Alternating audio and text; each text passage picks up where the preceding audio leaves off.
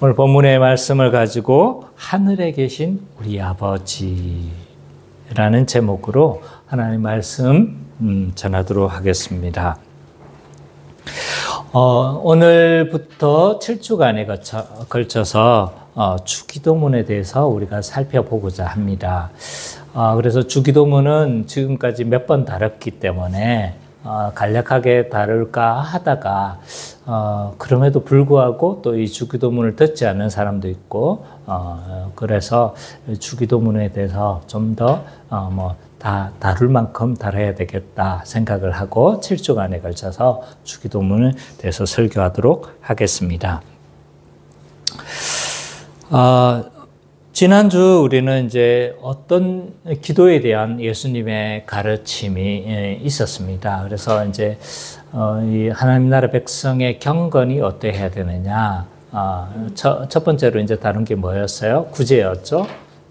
두 번째가 이제 기도인데, 하나님 나라 백성은 기도를 어떻게 해야 되는가라고 했었을 때, 먼저 피해야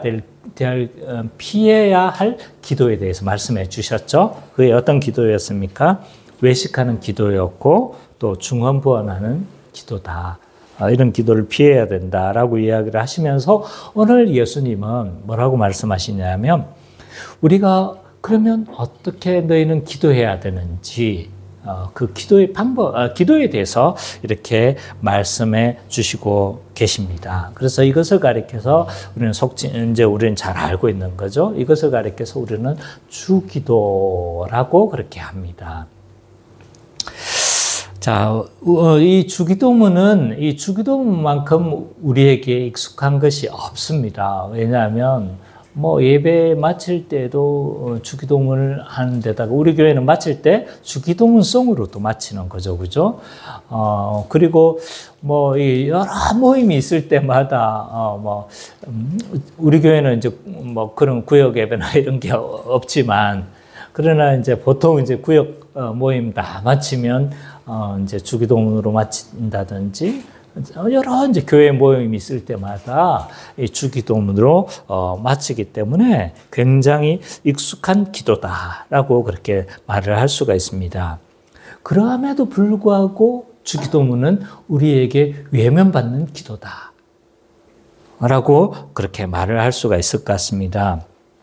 왜냐하면 이 주기도문을 하면서 왜 기도해야 되는 주기도문을 해야 되는지 또 왜 이 주기도문의 의미가 무엇인지 이해하지 못하고 기도하기 때문에 사실은 이것은 우리에게 익숙한 기도일지는 모르나 그러나 우리에게 외면받는 그런 기도다라고 그렇게 말을 할 수가 있습니다.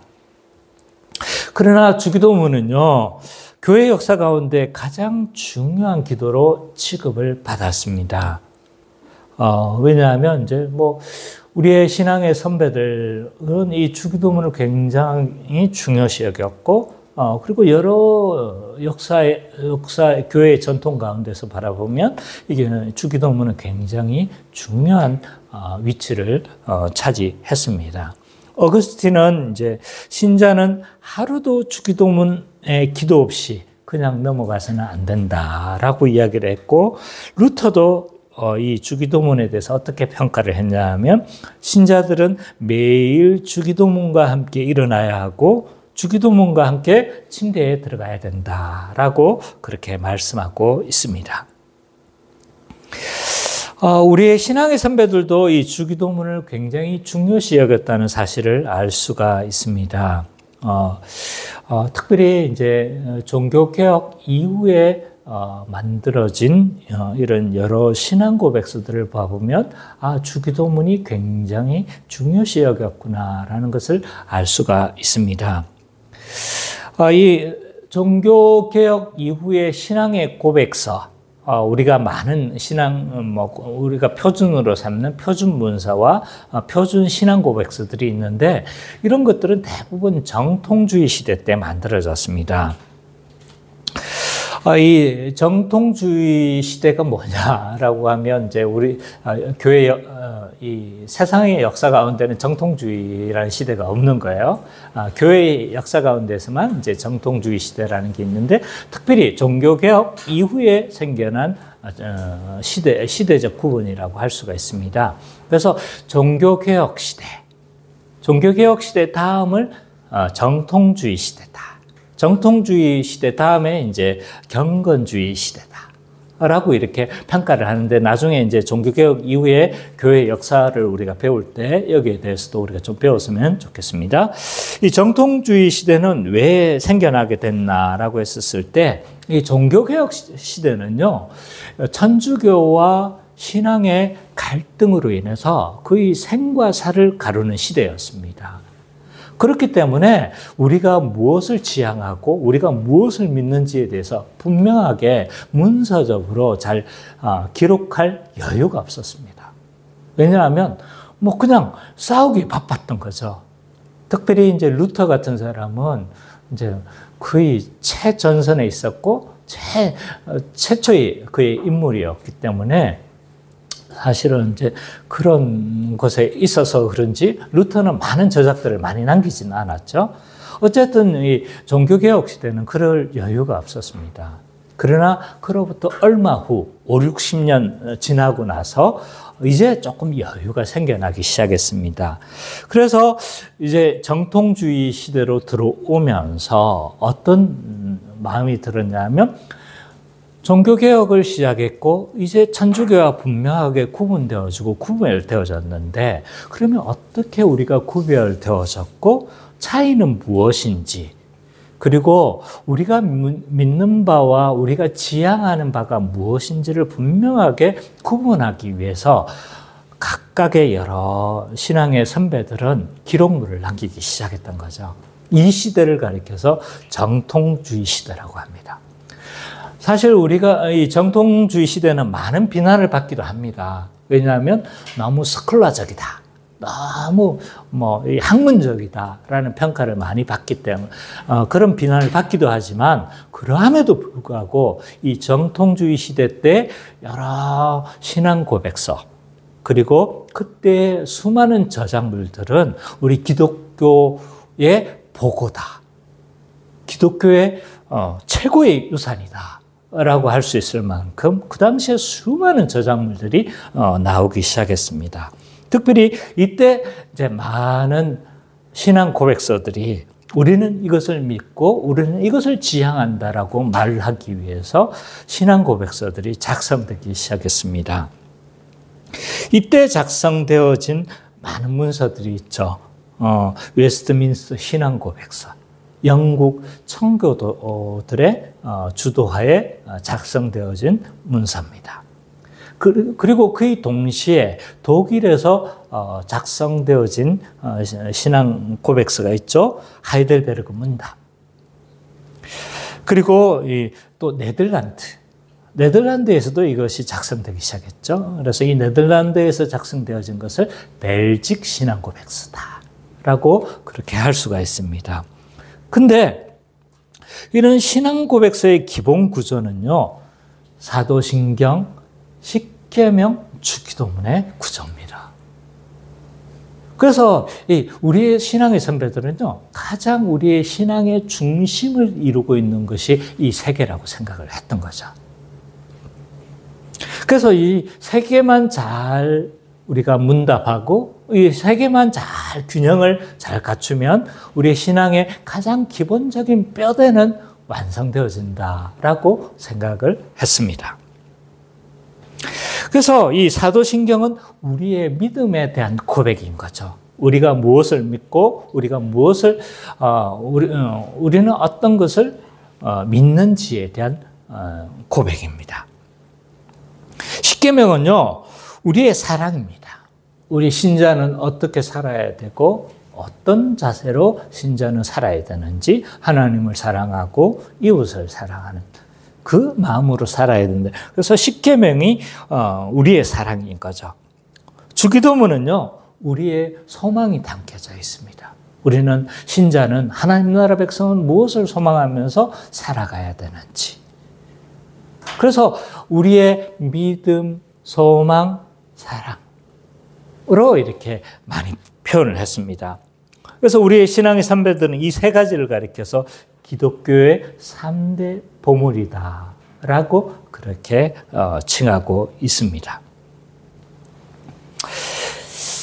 그렇다면 이제 우리가 주기도문을 다루고 주기도문에 대해서 7주간에 걸쳐서 우리가 공부하게 되어질 텐데, 그럼 어떤 이유 때문에 우리의 신앙의 선배들은 이 주기도문에 대해서 그렇게 중요시 여긴 것일까에 대해서 우리가 살펴봤으면 좋겠습니다. 이런 주기도문의 중요성을 우리가 파악하려고 한다면요, 먼저 이 주기도문을 언급하고 있는 그 주기도문이 어떤 배경하에서 주어졌는지에 대해서 우리가 살펴볼 필요가 있는 거죠. 그래서 이 주기도문을 예수님이 가르치시고 주기도문에 대해서 언급한 본문은 두 본문이 있습니다. 하나는 오늘 본문에 나온 마태복음 6장 9절에서 13절. 또 하나는 이제 누가복음 11장 1절에서 4절에서 주기도문을 그렇게 가르치고 계시는 거죠. 먼저 마태복음에 대해서 우리가 좀 살펴보고, 마태복음 가운데서 이 주기도문은 어떤 의미가 있는 것인지에 대해서 우리가 좀 살펴봤으면 좋겠습니다. 우리 마태복음에 있는 주기도문을 우리 예찬 형제가 한번 읽어주시기 바랍니다. 그러므로 너희는 이렇게 기도하라. 하늘에 계신 우리 아버지여, 이름이 거룩히 여김을 받으시오며 나라가 임하시오며 뜻이 하늘에서 이루어진 것 같이 땅에서도 이루어지이다.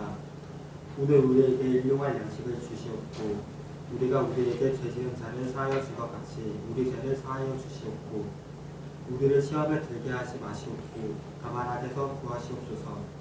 나라와 권세와 영광이 아버지께 영원히 있사옵나이다. 아멘. 자, 이 마태복음에서 이 주기도문은요, 산상수훈의 기도에 대해서 가르치시는 중에 이런 기도를 피하고 이렇게 기도해야 된다라고 말씀하시면서 이 주기도문에 대해서 언급을 하고 계십니다. 산상수훈의 기도에 대해서 산상수훈의 기도에 대해 가르치는 중에서 예수님은 이렇게 기도하라라고 그렇게 말씀하고 있는데, 그런데 이 주기도문은 이 구조로 봤었을 때 산상수훈에 있어서 중심부를 차지합니다. 좀 한번 PPT를 보여줄까요?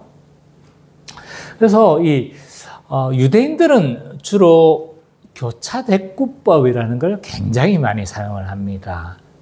그래서 처음과 마지막이 서로 교차하고 두 번째와 마지막 끝에서 두 번째가 서로 교차하고, 그리고 제일 중요한 것을 어디에 이렇게 배치를 하냐면 중심에다 배치를 합니다. 그래서 이제 시편에 여러 곳에서 이런 교차대꾸법들이 많이 보여지고 있거든요. 그리고 여러 곳에서 이제 이런 교차대꾸 구조들이 이제 나오고 있는데, 이것을 가리켜서 또 뭐 갑자기 이름이 생각이 안 나네요. 어쨌든 이런 구조들은 유대인들이 많이 사용하는 구조 중에 하나라고 할 수가 있습니다. 그런데 이 구조로 살펴보면요, 이제 주기도문은 산상수훈의 중심부를 차지합니다. 그래서 이 산상수훈의 중심부를 차지하고 있고, 이러한 구조로 보면요, 이 산상수훈에서 이 주기도문이 얼마나 중요한 위치를 차지하는가를 알 수가 있을 뿐만 아니라, 그리고 이것을 통해서 우리가 알 수 있는 건 뭐냐라고 했었을 때, 주기도문은요, 이 산상수훈 자체가 뭔 거예요? 하나님 나라 백성이 어떻게 살아야 될지를 보여주는 거잖아요. 근데 그 중에서도 중심부를 차지하고, 그래서 하나님 나라 백성이 어떻게 살아야 되는지를 가장 핵심적으로 보여주고 있는 것이 뭐다? 주기도문이라는 거죠. 그래서 주기도문만 잘 알면 우리가 뭘 알 수 있는 거예요? 하나님 나라 백성이 어떤 자세로 살아야 되는지를 잘 보여주고 있습니다. 그건 뭔 거예요? 한마디로 말하면 먼저 그 나라와 그 의를 구하라. 그리하면 이 모든 것을 너희에게 주시리라. 하신 그 말씀이 사실은 이 주기도문을 한마디로 딱 요약한 거다. 라고 그렇게 말을 할 수가 있습니다. 그래서 이 하나님 나라 백성은 날마다 주기도문의 태도를 가지고 주기도문의 소망을 가지고 살아가는 자가 누구라는 거예요? 신자라는 거죠. 그래서 이 주기도문이 우리의 소망이다라고 하는 말은 틀린 말이 아닙니다. 그러면 이 누가복음에서는 이 주기도문을 어떤 맥락 가운데 말씀하고 있는지에 대해서 우리는 살펴볼 필요가 있습니다. 누가복음 11장 1절부터 4절 한번 볼까요?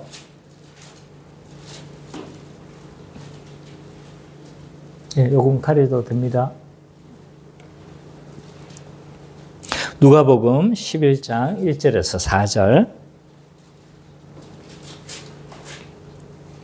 우리 선미자매가 한번 읽어주세요.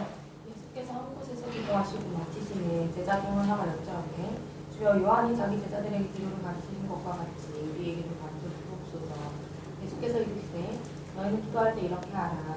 아버지여 이름이 거룩히 여기를 받으시오며 나라의 바 임하시오며 우리에게 날마다 일용할 양식을 주시옵고 우리가 우리에게 죄지은 모든 사람을 용서하고 우리 죄도 사하여 주시옵고 우리를 시험에 들게 하지 마옵소서 하라. 예.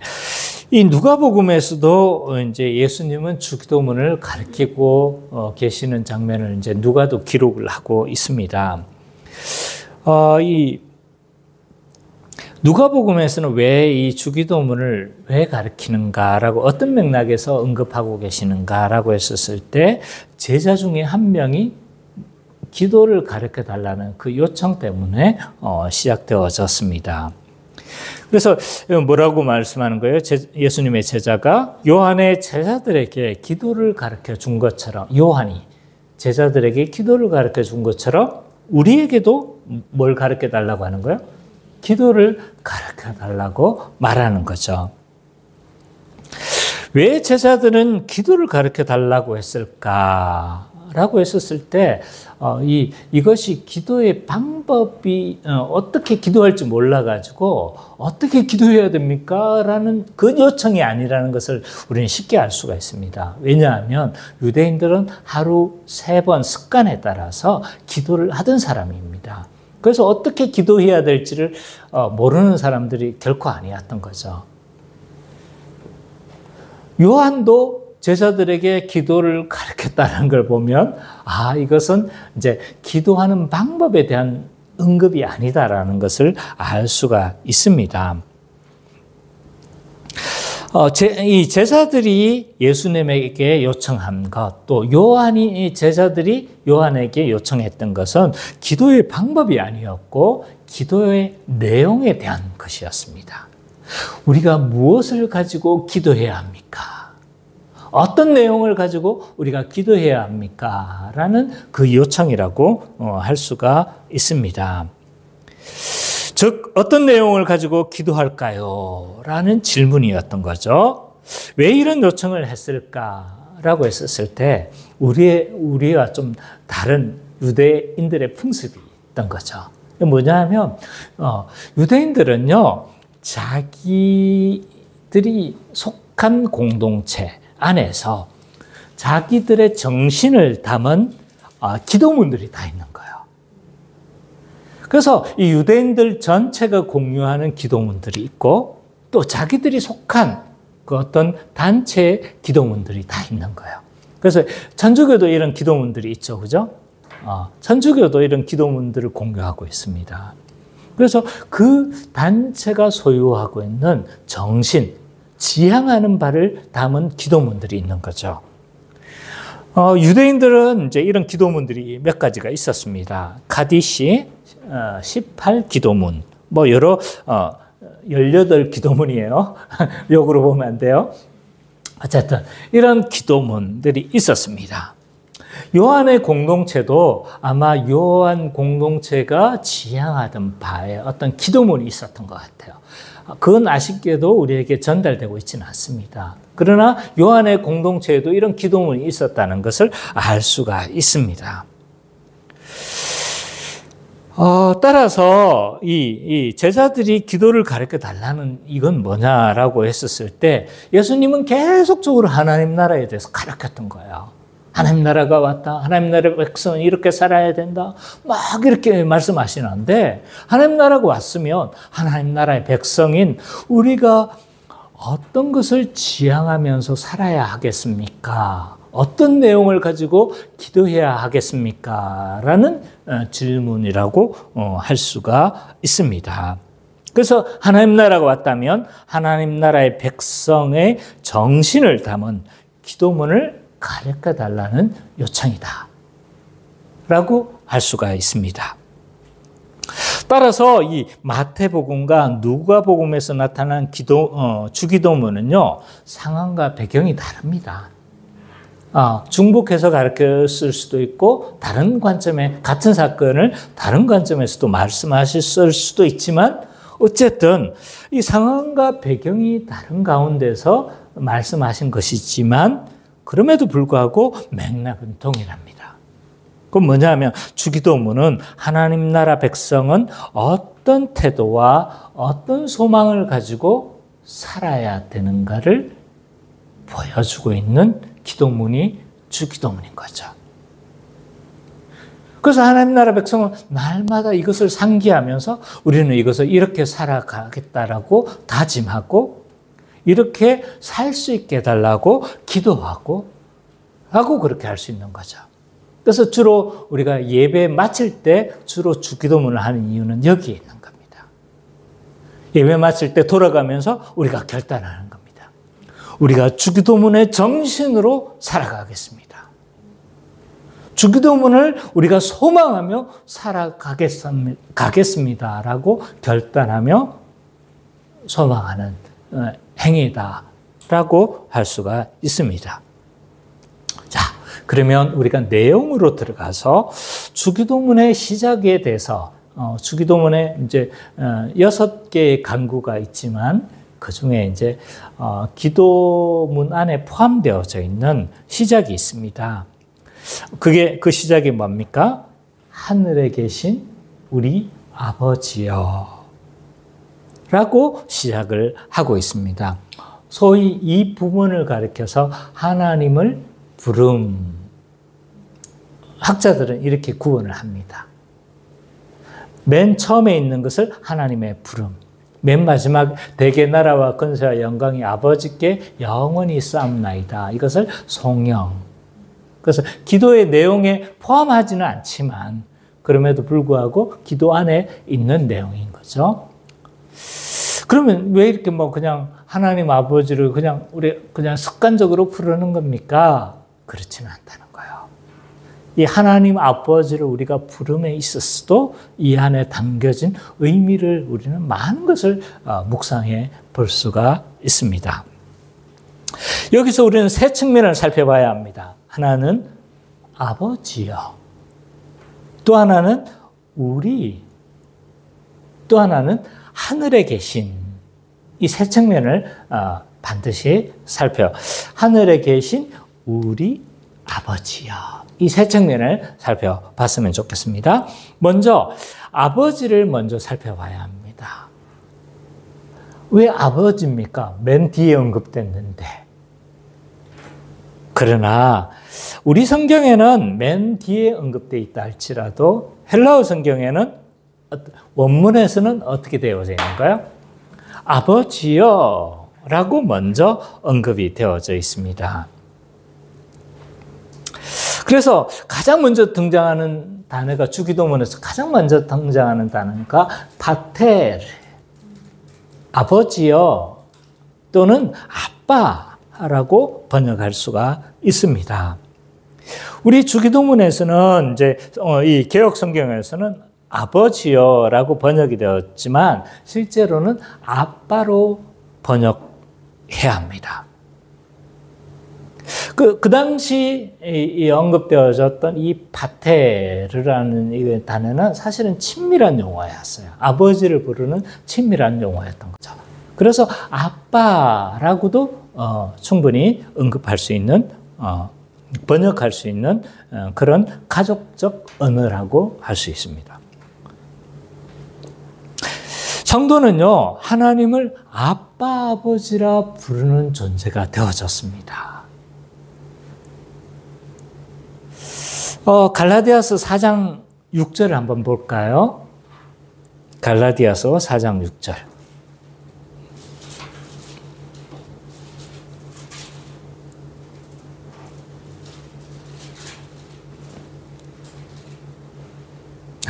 같이 한번 읽어보도록 하겠습니다. 시작. 하나님이 그 아들의 영을 우리 마음의 가운데 보내사 아빠 아버지라 부르게 하셨느니라. 하나님은 우리를 있잖아요. 아빠 아버지라 부르게 하셨어요. 성령을 주셔서 그리스도와 연합함을 통해서 우리는 하나님을 아빠라고 부를 수 있는 위치에까지 우리를 올려놓으신 거죠. 그래서 예수님도 기도할 때 아빠라 부르라고 하시는 거예요. 아빠라고. 아버지라고. 그러면 아빠, 아버지로 부른다는 건 뭘 의미하느냐라고 했었을 때 우리는 이거 이제 우리가 많이 배웠기 때문에 아버지라는 하나님 아버지라고 부르는 것이 어떤 의미가 있다는 것을 우리는 이미 알고 있습니다. 뭔 거죠? 그게 뭐예요? 가장 기본적인 개념은 하나님이 우리 아버지가 되시고 우리가 하나님의 아들 된다라는 것은 기본적으로 상속자라는 의미를 가지고 있습니다. 그렇지만 이 안에서는 또 다른 의미도 있는 거죠. 단순히 이 법적인 상속자의 개념만 있는 것이 아니라 하나님을 실제적으로 아빠라고 부르는 친밀한 관계가 된 특별한 관계를 형성했다는 의미도 있는 거예요. 그래서 우리 하나님과 우리 아버지와의 우리의 관계는요, 법적인 관계만 있는 게 아닌 거예요. 우리가 은찬이가 나의 아들이기 때문에 내가 이 땅에서 사라지면 어떻게 되는 거예요? 법적인 나의 상속자가 되기도 하는 거예요. 근데 법적인 관계만 있는 거예요? 아는 거죠. 그죠? 아주 친밀한 관계를 형성하고 있는 거죠. 그래서 갑자기 있다가 아빠한테 막 때리기도 하고, 뭐 하는 거예요? 막 갑자기 숨어 있다가 아빠 하면서 확 놀래키기도 하고. 왜 그런 거예요? 친밀한 관계가 그런 거죠. 하나님과의 관계가 그런 관계인 거예요, 우리가. 법적으로 상속자의 관계만 가진 것이 아니라 친밀한 관계를 형성했다는 것을 의미하기도 합니다. 따라서 우리가 아버지여라고 기도하는 것은 뭐냐면 하나님과 아들의 친밀한 관계로 형성되어졌기 때문에 그 관계를 믿고 뭐 하라는 거예요? 기도하라는 거예요. 그렇게 친밀한 관계처럼 뭐 하라는 거예요? 아버지와 아들 관계처럼 그 관계를 믿고 기도하라는 의미를 내포하고 있습니다. 그런데 또 뭐라고 이야기했는 거예요? 그 아버지가 누구의 아버지인 거예요? 우리의 아버지인 거예요. 우리가 아버지 되심에 대해서 살펴봤지만 그분은 우리의 아버지예요. 왜 우리의 아버지라고 했을까요? 물론 우리나라 사람은 이 우리라는 용어가 너무 공동체 의식이 강해서 그런지 모르겠지만 이 우리라는 용어가 너무 좀 당연시 받아들이는 경향이 있습니다. 예를 들어서 제 아내가 정확한 용어잖아요, 그죠? 근데 소개할 때 뭐라고 합니까? 우리 아내입니다 라고 하고, 아들을 소개할 때 제 아들이라고 하지 않고 우리는 그래도 부분이 그게 있으니까 우리 아들이라고 소개를 하는 거죠, 그죠? 근데 사실은 이거 문법으로 와서는 굉장히 어색한 거죠. 나의 아버지라고 말을 하지 않고 우리의 아버지다라고 언급을 하고 있습니다. 따라서 이 우리의 아버지라는 이 언급은요, 우리의 이 주기도문의 성격을 잘 보여주고 있는 거죠. 그래서 계속적으로 우리라는 용어가 주기도문은 계속 등장합니다. 그래서 이건 이 주기도문은 개인주의적인 기도라기보다는 누가 기도하는 거야? 교회인 우리가 함께하는 기도의 성격이 굉장히 강하다는 것을 보여주고 있습니다. 물론 개인적으로 우리는 이 주기도문을 기도할 수 있는 거죠. 개인적으로 기도하지 말라는 것은 아니지만 그럼에도 불구하고 이 주기도문은 공동체적인 성격이 너무나 강합니다. 교회가 함께 고백하는 것이고 교회가 함께 결단하는 것이며 교회가 함께 소망하는 기도이기도 하다라고 할 수가 있습니다. 왜 우리의 아버지입니까? 왜 우리라고 기도해야 합니까?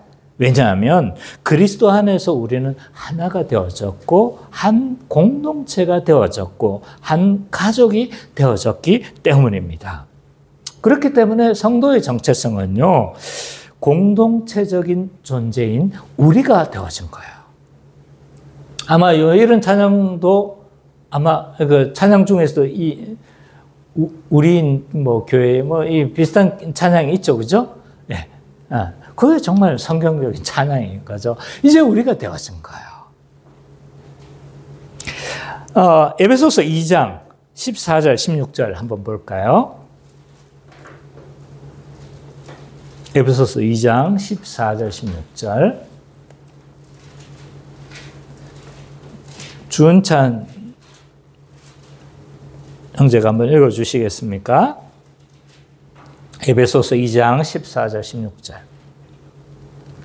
우리의 형이신 불로 하나를 만나 무슨 것 같고 중간 같은 일을 자기 유치해 보시고 어쩌므로 된 계명을 구원을 하셨으니 오늘 그 불로 자기에서 한 세상을 저항하시고 또 십자가로 이 둘을 하나님과 화목하게 하십니다.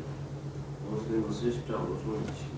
예, 여기 봐보면 에베소서 2장 14절과 16절을 보면 우리가 한 세 사람, 그래서 이 한 세 사람은 완전히 새로운 창조물이 되어졌다라는 거예요. 한 몸, 한 가족이 되어졌고 한 성전이 되어졌다라고 이 바울 사도는 언급하고 있습니다. 그렇기 때문에 우리는 하나인 존재가 되어졌고 공동체적인 존재가 되어졌기 때문에 주기도문에서도 뭐라고 이야기를 하고 있습니까? 우리의 아버지라고 그렇게 기도하고 있습니다.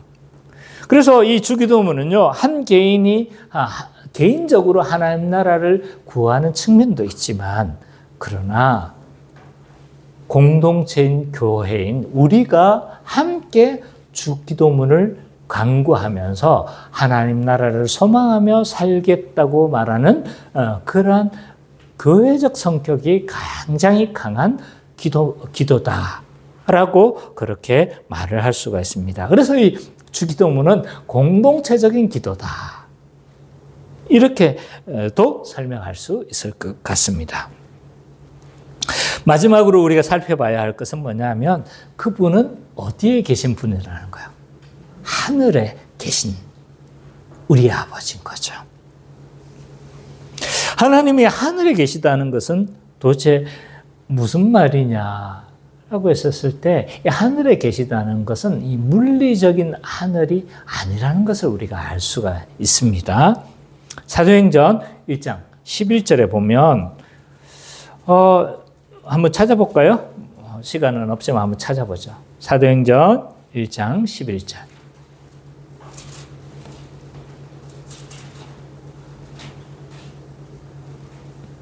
사도행전 1장 11절 한번 봐보죠.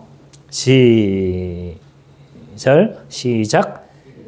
갈릴리 사람들아 어찌하여 서서 하늘을 쳐다보느냐. 너희 가운데 하늘로 올라지신 이 예수는 하늘로 가심을 본 그대로 오시리라 하였느니라. 여기에 다 있는 이 하늘, 우리 여기 한글 성경에는 하늘로 두 개 다 번역이 되어져 있지만요. 영어 성경 한번 봐보시면 다른 용어로 되어 있어요. 하나는 뭐냐 하면 뭔가 이 앞에 나와 있는 하늘은 sky예요. 뒤에 나와 있는 하늘은 어딥니까? heaven인 거예요, heaven. 그러니까 성경은요, 물리적인 하늘과 이 초월하신 세계, 이 하늘을 구분하고 있습니다. 따라서 하나님이 하늘에 계시다, 이 표현은요, 물리적으로 하늘에 계시다, 이런 표현은 아닌 거죠. 이 하나님이 하늘에 계시다는 이 표현은요, 하나님은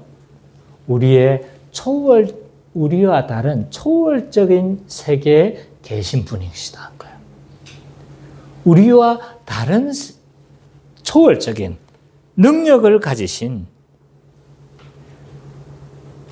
절대적인 주권과 권세를 가지신 분이라는 것을 하늘로 표현한 겁니다.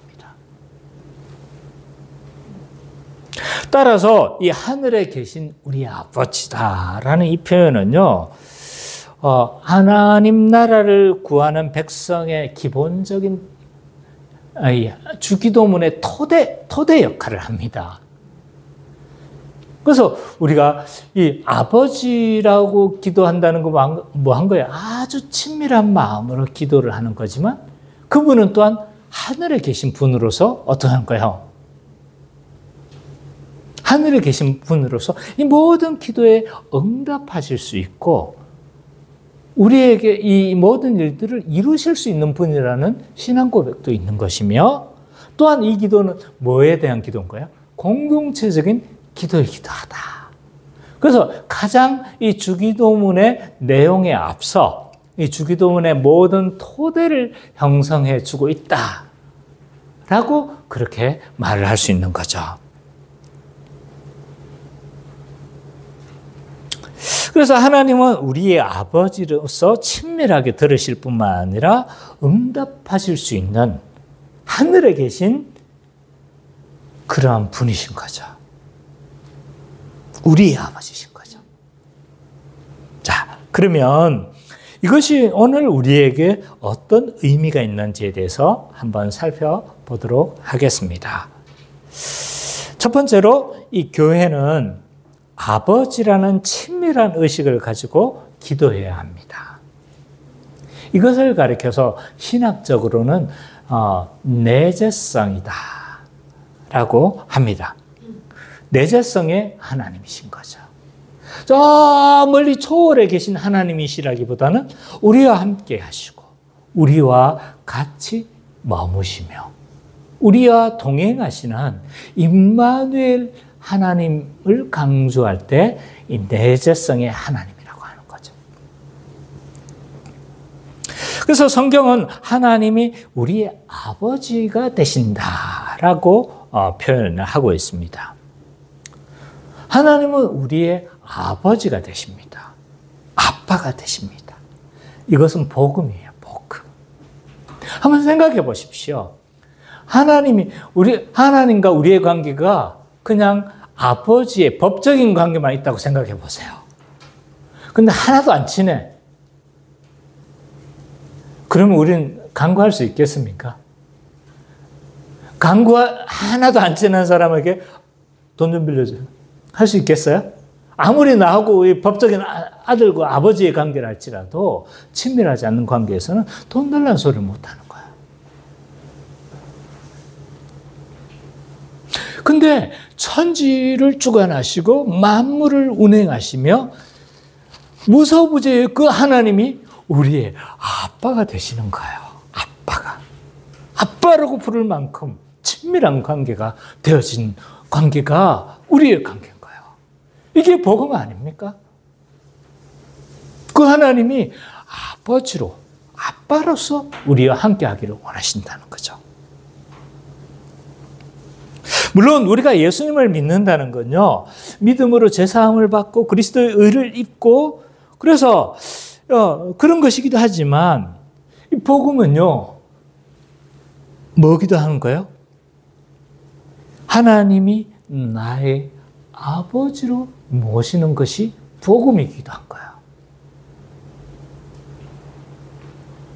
다른 말로 말하면 하나님 아버지가 전혀 우리는 관계가 없었던 그 상황에서 이제 그리스도를 통해서 어떻게 되어진 거예요? 아주 친밀한 관계를 우리는 형성하게 되어진 겁니다. 세상의 아버지는요, 한계가 있습니다. 항상 아버지는 존경을 못 받을 수도 있죠. 어떨 때는 이 자식에게 뭘 줄 수도 있는 거예요. 상처를 주기도 하죠. 한계를 가지고 있습니다. 어떨 때는요, 이 아버지가 없는 것보다 나을 때가 있습니다.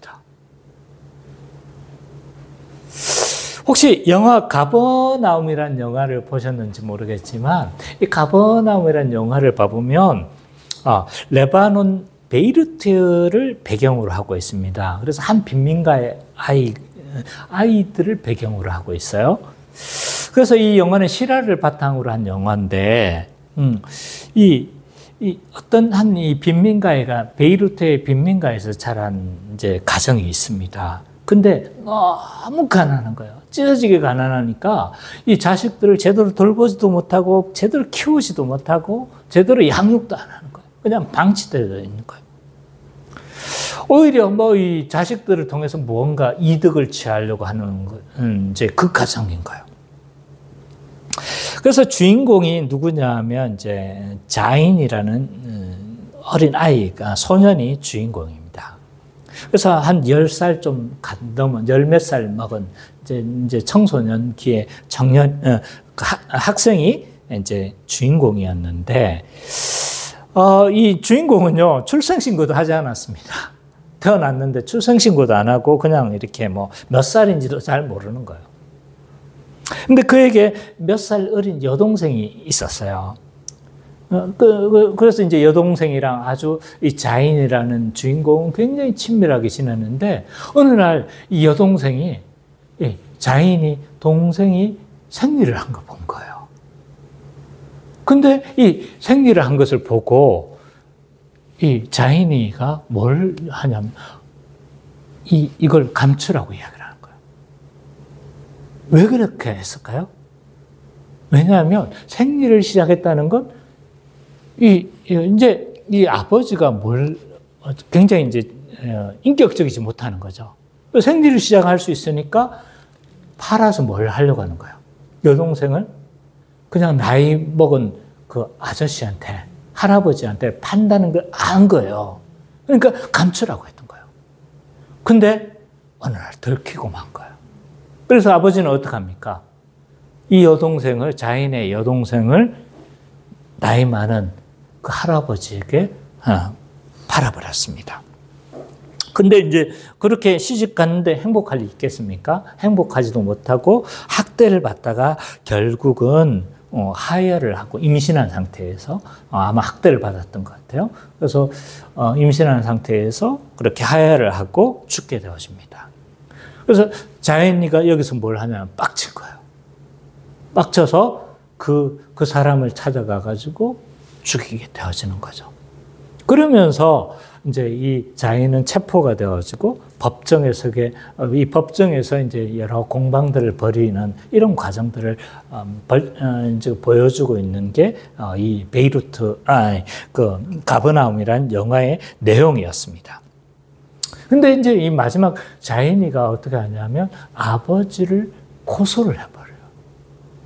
아버지를 고소하면서 이렇게 돌보지 않고 양육하지 않을 거면 왜 낳았느냐라고 하면서 아버지를 고소하는 장면으로 이제 발전되어지는데, 이 영화를 봐보면요, 이 영화에서 나오는 아버지는 뭐한 것, 차라리 없는 게 나을 뻔한, 없는 것이 더 나을 뻔한 이러한 것이기도 하죠. 그래서 이 아버지라는 이 의미는요, 어쩌면 각 사람에게서는 각 다른 의미일 수도 있을 것 같아요. 혐오의 단어일 수도 있고, 어떤 것은 이제, 그리움의 단어일 수도 있겠지만, 그러나 여기서 하나님이 우리의 아버지가 되신다는 건요, 친밀한 이런 아버지겠죠.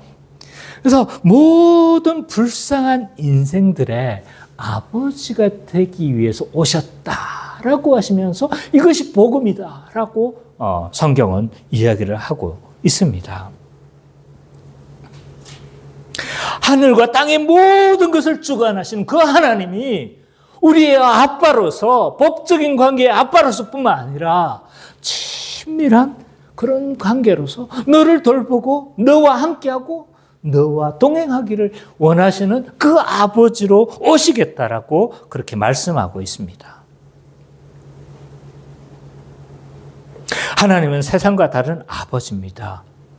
좋은 것을 주시는 아버지이심을 우리는 믿어야 합니다. 그래서 이 산상수훈의 7장에 보면요, 아버지 되신 하나님께 이렇게 기도하라고 이야기를 하고 있어요. 마태복음 7장 7절 11절 한번 볼까요? 예지자매가 한번 읽어주세요. 구하라 그리하면 너희에게 주실 것이요 찾으라 그리하면 찾아낼 것이요 문을 두드리라 그리하면 너희에게 열릴 것이니 구하는 이마다 받을 것이요 찾는 이는 찾아낼 것이요 두드리는 이에게는 열릴 것입니다. 너희 중에 누가 아들이 떡을 달라 하는데 돌을 주며 생선을 달라 하는데 뱀을 줄 사람이 있겠느냐. 너희가 악한 자라도 좋은 것으로 자식에게 줄 알거든. 하물며 하늘에 계신 너희 아버지께서 구하는 자에게 좋은 것으로 주시지 않겠느냐. 이것이 일반적인 아버지예요. 뭐 어떻게 해서라도 내가 못 먹는 한이 있으라도 누구에게 주는 것이, 자식들에게는 이 음식을 주는 것이 아버지고 엄마인 거죠. 이게 일반적인 아버지예요. 근데 그 일반적인 아버지보다 충만한, 더 온전한 아버지로서 우리의 아버지가 되시겠다라고 그렇게 말씀하고 계시면서 뭐라고 하는 거예요? 구하라. 내가 당연히 주지 않겠냐. 일반적인 아버지도 이렇게 하는데 내가 너에게 주지 않겠냐라고 말씀하고 있습니다. 그래서 이 예수님은, 이 하나님 나라 백성은요, 이 하나님과 우리의 아들의 관계를 믿고 뭐 하라는 거예요? 친밀한 관계를 믿고 뭐 하라는 거예요? 기도하라 라고 그렇게 이야기를 하고 있습니다. 그래서 이 아버지의 풍성함, 아버지의 자비로움, 아버지의 따뜻함을 우리는 믿어야 합니다. 탕자의 비유를 보면요, 그는 아버지를 멀리 떠났습니다. 그래서 호랑방탕하게 살았죠. 그래서 비참한 인생을 지낼 수밖에 없었어요. 그래서 그 사람의 아버지를 떠나서 이게 살았던 그 비참함이 어디서 드러나냐면, 이게 돼지 치는 자로 사는 것과 또 뭐 한 거예요? 지엽 열매를 먹는 것을 통해서 이 사람이 얼마나 비참한 삶을 살았다는 걸 알 수가 있어요. 유대인들은 돼지를 칩니까? 안 칩니까? 안 쳐요. 왜? 돼지는 부정한 동물이에요. 절대 안 칩니다. 근데 먹고 살기 위해서 어떻게 하는 거예요, 지금? 돼지를 치는 이 비참한 지경까지 간 거예요.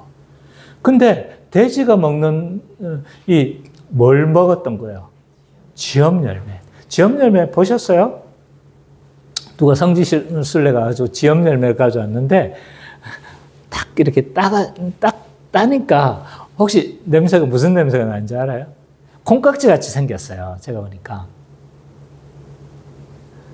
근데 탁 따니까요, 똥 냄새가 나요. 우리 왜 뭐예요? 은행 냄새하고 비슷한 냄새가 나요. 그러니까 이 사람이 지금 그냥 지엽 열매는 사실은 이거 먹을 수 있는 그런 음식은 제가 봐서는 아닌 거예요. 근데 지금 이 사람의 상태가 지금 어떤 거예요? 돼지가 먹는 이 지엽 열매를 먹어야 할 만큼 비참한 상황 가운데 있었다는 걸 알 수가 있어요. 근데 이 사람이 한 가지 딱 기억해낸 게 있었어요. 뭐예요? 아버지의 따뜻함인 거예요. 그들은 그 종들이라 할지라도 아버지의 수하에서 뭐 한 거예요? 배부르고 이렇게 즐겁게 먹었던 것들을 기억해낸 거예요. 우리 아버지십니다. 우리 아버지가 애따 주염 열매 주시겠어요? 아닌 거죠. 아버지의 신실하심과 아버지의 우리는 사랑을 믿고 아들과의 관계를 믿고 뭐라는 거예요? 너희는 나오라. 이렇게 말씀하고 있습니다.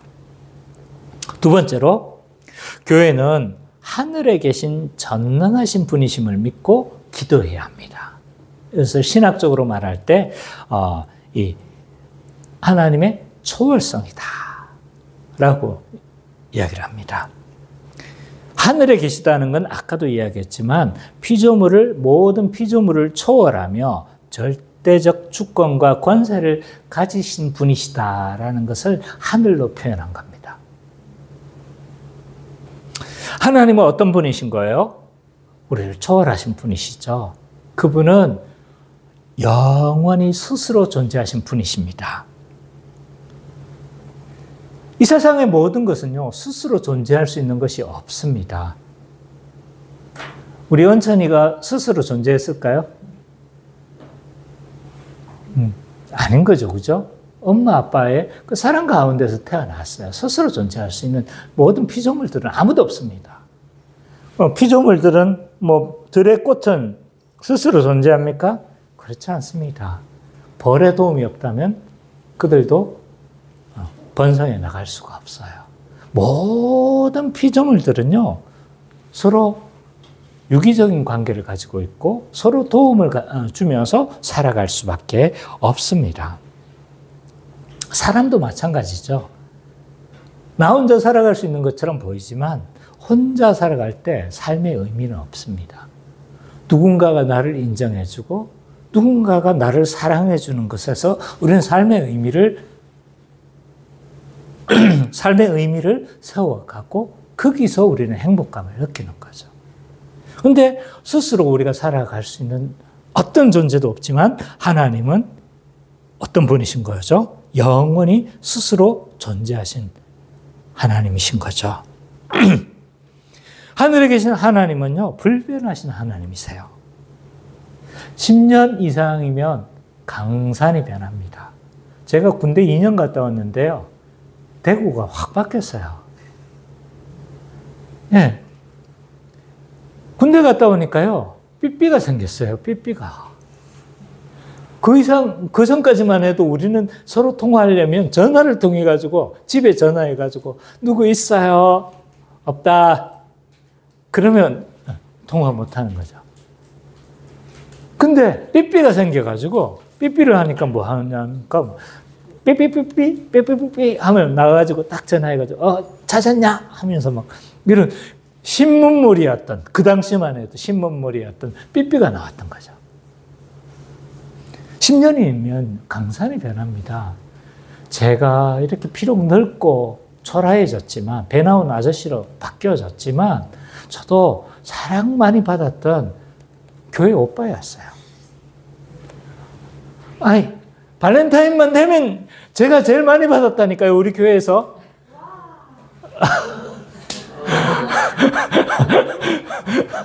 야, 와, 이걸 몇십 년 전으로 돌릴 수도 없고, 저도 사랑받는 교회 오빠였다니까요. 근데 우리 하나님은요, 불변하신 하나님이세요. 만약 하나님이 변화가 많으시고 강산처럼 그렇게 변하시는 하나님이시라면 우리가 그 하나님께 믿고 기도할 수 있겠습니까? 기도 못하는 거죠. 변덕이 심하고 막 어떨 때는 취소하시고 이거 잘못됐다. 야, 안 돼. 이러시면 우리가 그분께 믿고 기도할 수가 없는 거죠. 하늘에 계신 그 하나님은요, 어디에나 공간적으로 무한하셔서 어디에나 계시는 분이신 거죠. 그러나 인간은요, 공간의 한계를 지닙니다. 그래서 공간의 제약을 많이 받습니다. 생각보다. 그래서 데이트할 때, 그리고 국룰이 있죠. 그게 뭡니까? 몸이 멀어지면 마음도 멀어지는 거예요. 물리적인 거리가 멀어지면요, 마음도 멀어져요. 왜 군대 가면 고무신을 거꾸로 신겠습니까?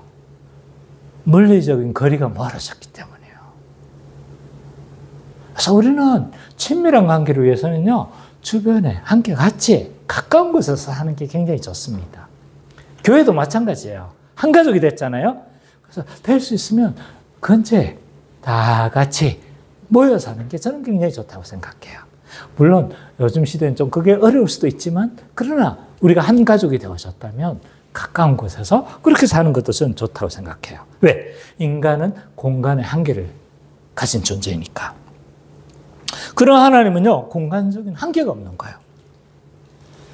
신학적으로 무소부재하신 하나님이신 거죠. 그래서 어떤 장소에서, 어느 곳에서, 어떤 상황에서 기도할지라도 하나님은 들으시는 분이 우리 하나님이신 겁니다. 이처럼 하나님은요, 피조물을 초월하시는 절대적인 주권과 권세를 가지신 분이 우리 하나님이신 거죠. 근데 내가 믿는 하나님은 어떤 하나님이신지 생각해 봤으면 좋겠어요.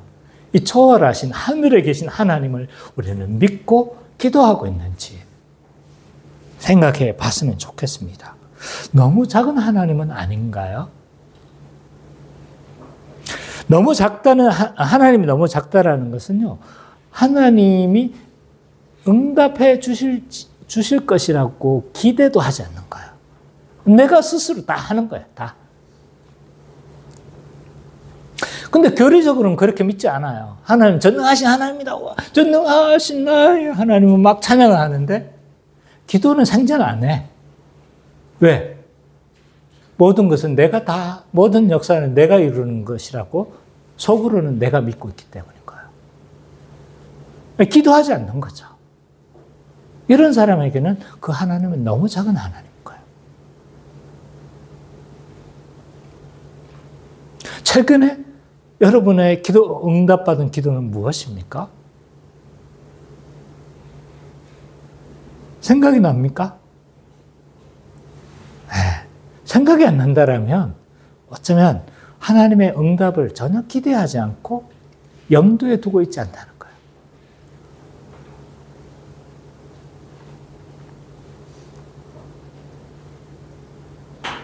교리적으로 하나님의 초월성을 믿습니다. 하나님 전능하신 하나님이라는 거 다 믿습니다. 그러나 나의 실제는 믿지 않습니다. 왜? 기도하지 않으니까.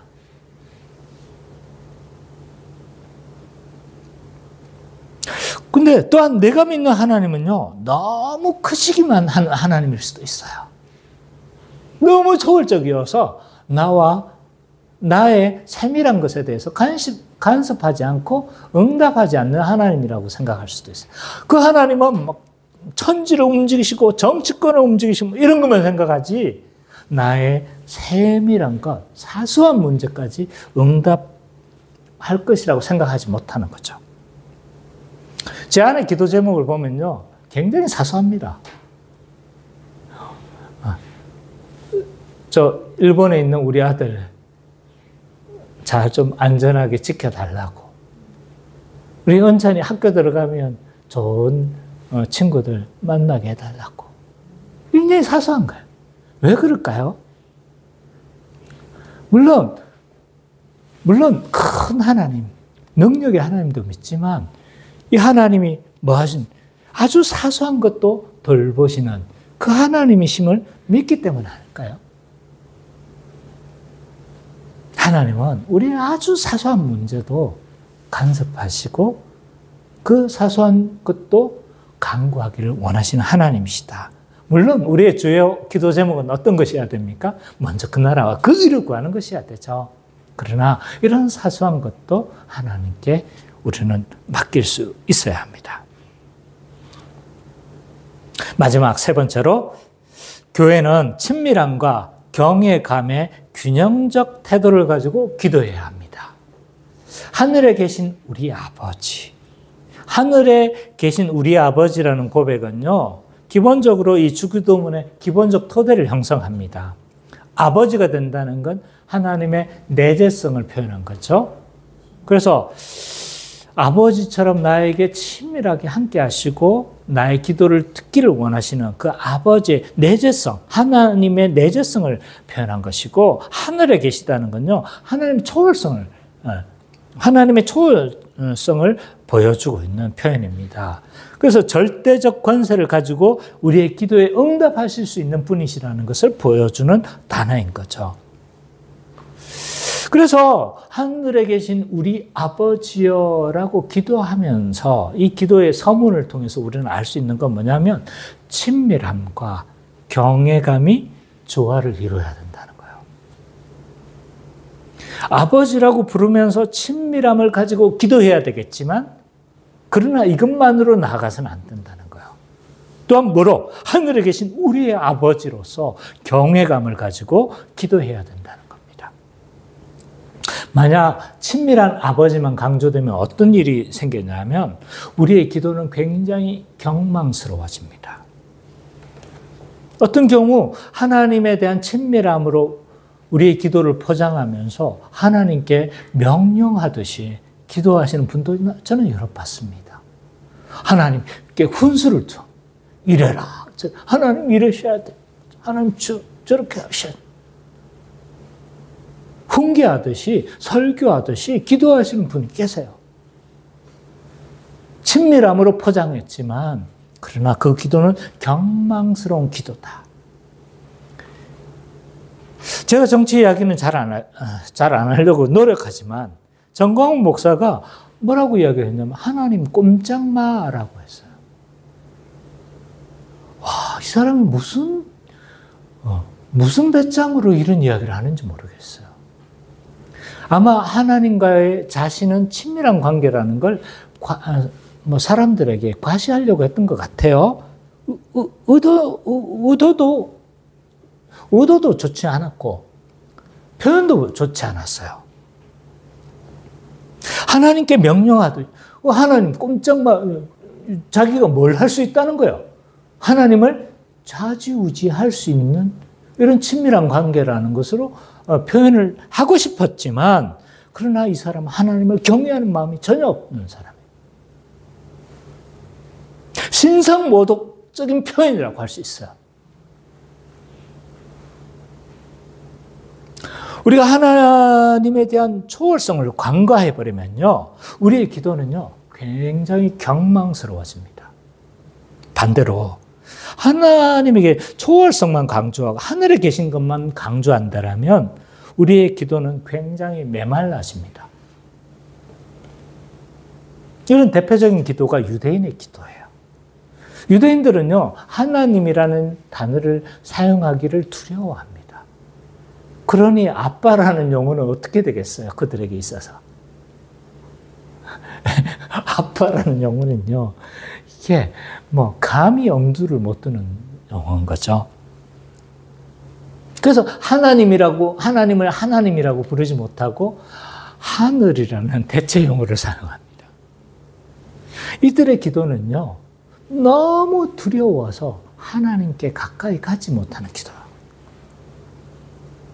건조한 거죠. 근데 우리는 복음으로 말미암아 하나님의 영을, 아들의 영을 받은 우리는요, 하나님을 아빠, 아버지라 부르는 존재가 된 거죠, 이미. 그래서 하나님과 우리의 관계는 아주 친밀한 관계이기도 한 거죠. 그래서 은찬이가 나한테 5,000원 달라는 걸 요구를 못하고 쩔쩔매고 카톡 보낼까 말까 한 3일을 고민했다가 저 5,000원만 빌려주실 수 있어요? 이러면 여러분들은 어떻게 보겠어요? 자식과 부모의 관계가 정말 메마르구나 이렇게 보지 않겠어요, 그죠? 하나님과 우리의 관계는요, 경외감만 가지고 또 나아가서는 안 되는 거죠. 따라서 신자는 결론적으로 어떻게 기도해야 합니까? 하나님 아버지라는 친밀한 의식을 가지고 기도해야 합니다. 그래서 하나님과 우리의 관계가 아들과의 관계임을 믿고 친밀하게 나아가야 합니다. 반대로 하늘에 계신 분이심을 믿고 우리는 기도해야 합니다.